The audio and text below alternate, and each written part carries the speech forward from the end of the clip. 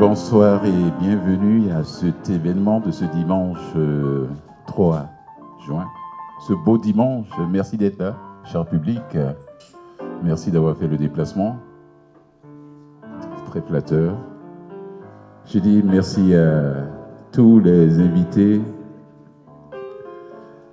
Mario Pelletier, Vincent Collard, Draman Denkes,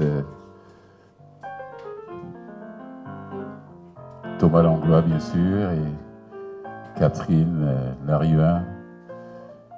Tout à fait à la fin, c'est Pauline Michel qui va nous interpréter 2 de ses chansons. On les applaudit, messieurs. On les applaudit très fort. On les applaudit.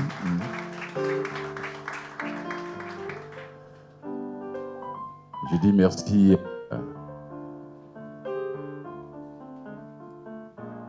au medley qui nous donne cette salle gratuitement. Je dis merci à René. Je dis merci à la Caisse des Jardins du quartier, du cœur de l'île, qui nous supporte. On les applaudit, mesdames et messieurs.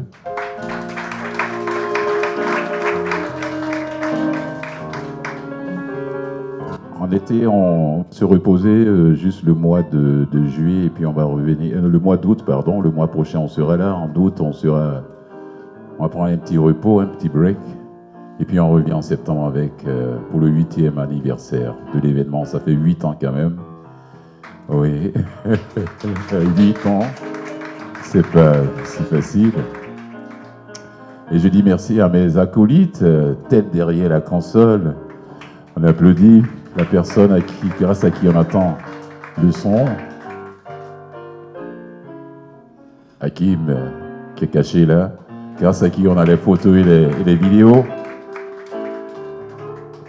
Et la dame derrière le piano, Karine Bétourné, mesdames et messieurs. On va commencer tout de suite avec Draman Denkes. Draman, c'est pas son premier passage à Vivement Poésie, ça. Attention. Gros.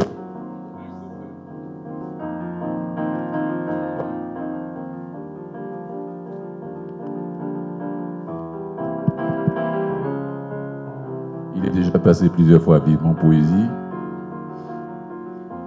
J'ai en main son premier recueil que j'avais reçu d'ailleurs à l'époque. Je l'avais reçu même à la radio, à CIBL à l'époque.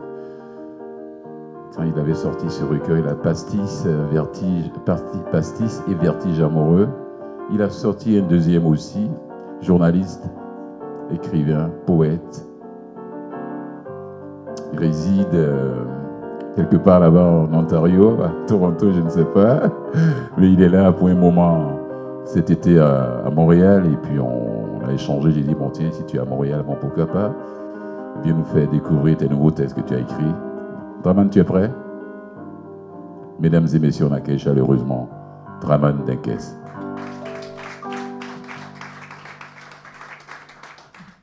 Bonsoir tout le monde. Ça fait plaisir d'être là comme à chaque fois. Vivement Poésie, j'étais là, je pense, à la première édition.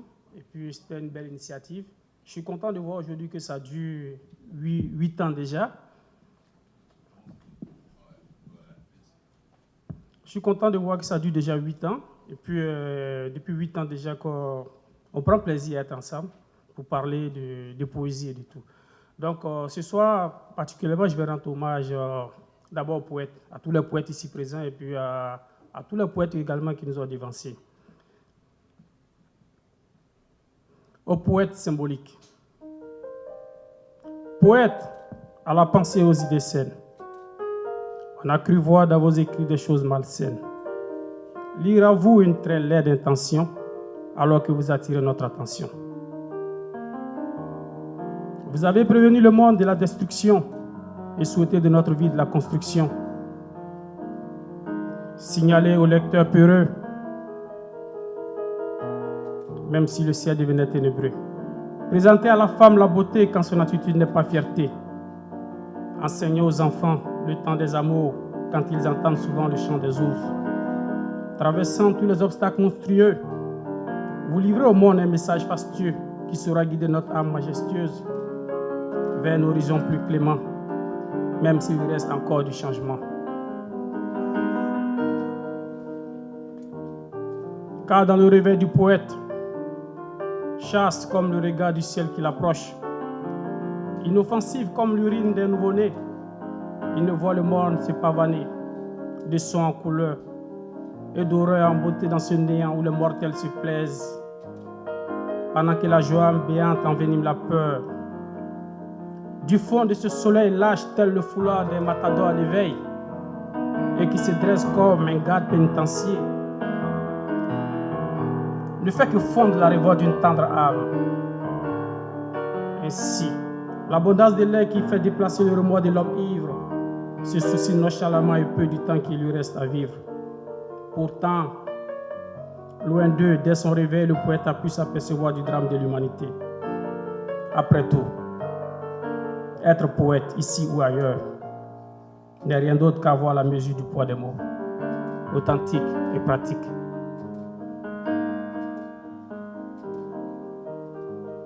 Digne poète du temps passé, pauvre écrivain des époques sombres, accepter de l'au-delà ces notes funèbres comme celle d'une sobre pensée.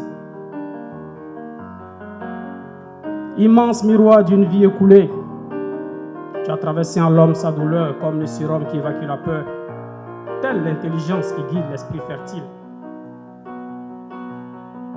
On a lu dans ta riche trame de la mélancolie et devina à toi une vraie allégorie, un signe qui tue totalement le fatal, puis forge énormément le mental, comme le travail qui nourrit le corps, en enseignant le saint vécu encore et toujours au poète du passé. Car dans la ville du poète, la ville est splendide.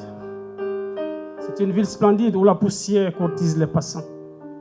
Une cité perdue dans le fond rêve des enfants, où le sublime envoûte le ridicule et enseigne au poète sérieux le recul.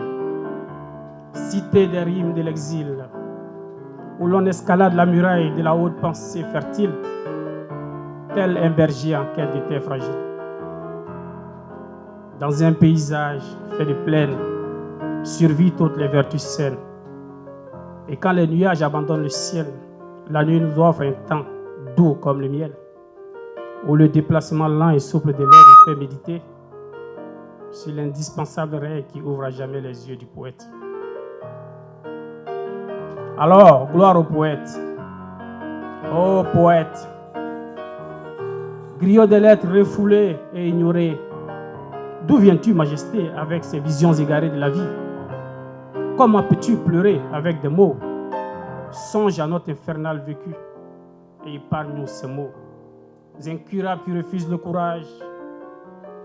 Viens, poète, vaincre cette rage, car tes paroles contiennent les bienfaits, héros de l'expression qui fait trembler nos cœurs. Viens, poète, battre avec nous l'horreur qui s'engouffre dans nos souris comme des charmes. Viens, poète,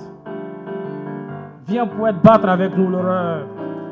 Viens, poète, avec cette métaphore qui secoue mes larmes, répandre l'énorme beauté qui manque à notre existence. Viens, poète, viens avec ton œil hypocrite satisfaire cette prière sunnite. Viens, poète, avec ton sourire lourd qui plaint sur mon hideux. Viens, poète, avec ton savoir divin qui fait fuir tous ces faux dieux.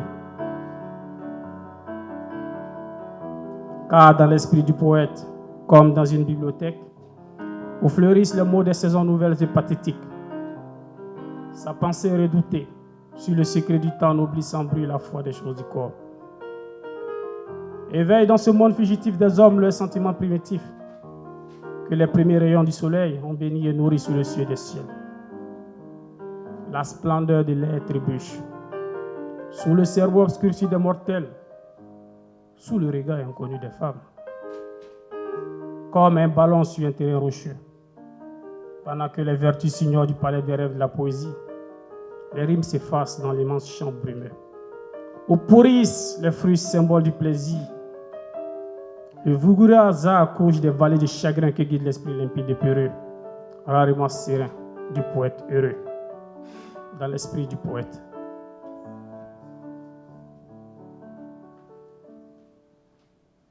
J'ai oublié un dernier texte pour rendre hommage un peu à la femme. Une femme belle. Dans son visage frais comme l'innocence, je vois son sourire langoureux plein de sens nous lire les beaux poèmes de son époque. Belle comme la chute d'eau qui fait fantasmer la cascade, tendre comme la fleur qui chante et pleure à la vieille lune et métamorphose sa une. Elle nous vend rien qu'en marchant le beau et le naturel plaisant. Meurtrie de douleur, elle nous fait voir quand sa peau s'est blanchie.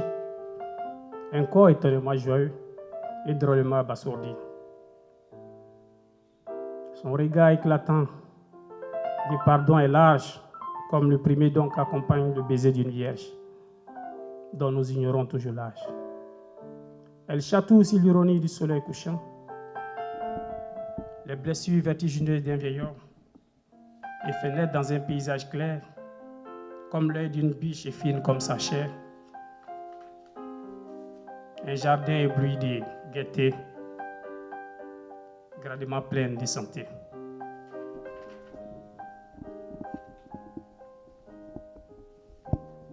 Dans les yeux d'une femme, isolée tout au fond d'une rue déserte, sa beauté enfantine et insaisissable guide la réflexion des rares passants.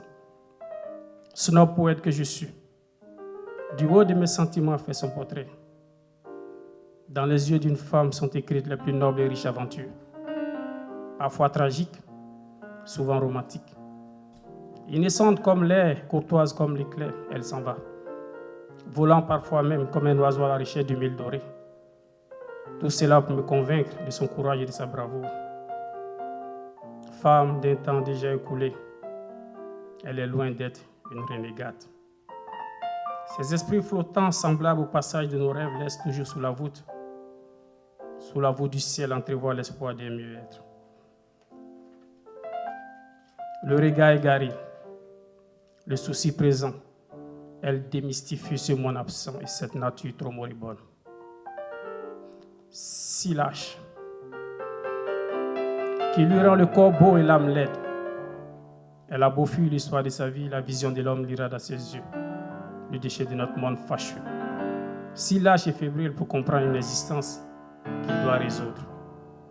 Doit-elle maudire le respect dû à cette époque et une partie d'elle se verra démoniaque? La meilleure solution réside de tout temps dans la trilogie des faits. Je vous remercie.